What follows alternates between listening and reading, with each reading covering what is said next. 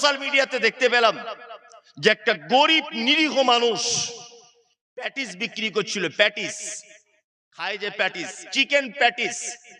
এই chicken patties বিক্রি করার অপরাধে সেই সমস্ত গীতা পাটকারীর ভিতরে কিছু বদমায়েশ লোক তারা ছেলেটাকে মারছে, কান ধরে উঠবস করাচ্ছে এবং তার ওই প্যাটিসের বাক্সতে লাথি মেরে বাক্স ফেলে দিয়েছে।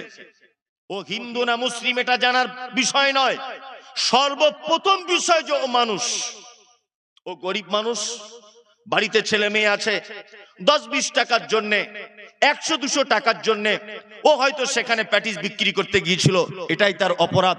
তাকে ভালোভাবে মানা করে দেওয়া যেত, তাকে ভালোভাবে আটকানো যেত। কেন তার উপরে এ অত্যাচার? আসলে এটা নতুন নয়, সারা পৃথিবীর ইতিহাস গরিবরা ধনীদের কাছে অত্যাচারিত হয়েছে। ধনীরা সর্বক্ষণ গরিবদেরকে, দুর্বল মানুষদেরকে কি করেছে? অত্যাচার করেছে। ওই জন্য একটা কবিতা আমার মনে পড়ে যায়, বলতে পারো ধনীর বাড়ি তৈরি যারা করছে, কুঁড়ে ঘরে তারা কেন মাছির মতো মরছে। সমস্ত জায়গায় গরিবদের উপর অত্যাচার। আর আমি তো ওইসব পারি না, তারপরেও যা কালেকশন আলহামদুলিল্লাহ। ও ইস্তাহারে মাদ্রাসা কমিটি সেক্রেটারি নজরুল ইসলাম সাহেব কে আছেন? দাও দাও।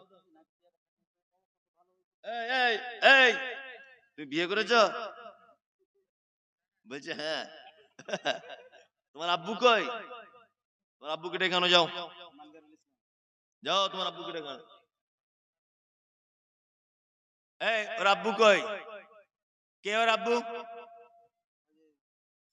এই এই আপনি দিকে আসুন, কমিটির লোক সবাই বলছে ভালো ঠিকাদার, এদিকে আসুন।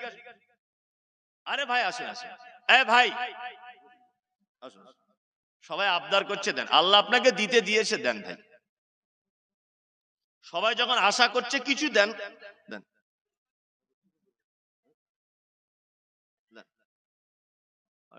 আপনাকে সবাই আশা করে বলছে। দেখুন ভাই, জীবনে কত টাকা আপনার আছে এটা কেউ দেখতে যাবে না, কিন্তু আপনার টাকা ইসলামের জন্য কতটা কাজ করছে, সব থেকে বড় জিনিস, এটা সব থেকে দামি জিনিস। সবাই এখানে আপনার প্রতি আশা করছে। আমি তো আপনাকে চিনি না, আমিও আশা করছি যে ভাইয়ের যখন আল্লাহ ইনকাম দিয়েছে, আপনি সবাই বলছে 20,000 টাকা দিতে, এখন একটু দেন, না আর 10,000 টাকা করে দেন, আর এইটা টোটাল 10,000 টাকা, 5,000 দিয়ে দেন, দেন যা লিখে দেন 5,000, যান। খুশি করে তো? খুশি তো? চাপ হলে তাহলে মানা করে দেন। কেন বলছি? চাপ হলে দেওয়া যাবে না। এই আস্তে। আচ্ছা, সেক্রেটারি নজরুল সাহেব আছেন? জি, সেক্রেটারি নজরুল সাহেব আছেন? আচ্ছা, তারপরে আছেন এখানে সহ সেক্রেটারি মোহাম্মদ আলমগীর শেখ, আলমগীর সাহেব আছেন? আলমগীর সাহেব